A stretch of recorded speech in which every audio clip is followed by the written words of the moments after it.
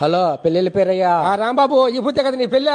పెళ్లి ఈ పొద్దే, శోభనం ఎప్పుడు? కాదురా, పెళ్లి అయిపోయిన వెంటనే పెడతారు లేరా శోభనం, ఏం తొందర పడతారా? కాదు పేరయ్యా, ఈమె నా ముందుకు వచ్చాదంటే నిజమేనా? కాదురా, ఇవన్నీ నేను చెప్పకూడదురా. మరి పెళ్లి చేసుకోమని ఎందుకు చెప్పినావు? పెళ్లి చేసుకున్నాక అన్ని జరిగిపోతాయి, నువ్వు గమనుండరా. కాదు పేరయ్యా, ఈమెని నన్ను ఒకే రూమ్ లో పెంచారంటే నిజమేనా?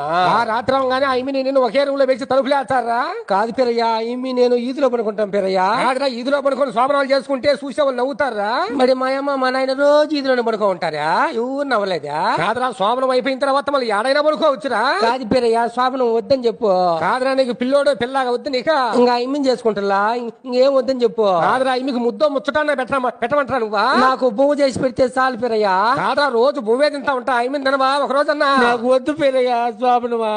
యాడ్స్ కాకరా. మా ఎత్త చెప్పింది నేను ఒకే దుప్పట్లో పడుకోవాలంట పేరయ్యా. కాదు, పనుకోరా. నాకు ఉబ్బ పెడతాది, నేను ఈదిలో పనుకుంటా. కాదురా, పెళ్ళైన కొత్తలో ఎవరు చూడడం చోట పనుకోవాలి.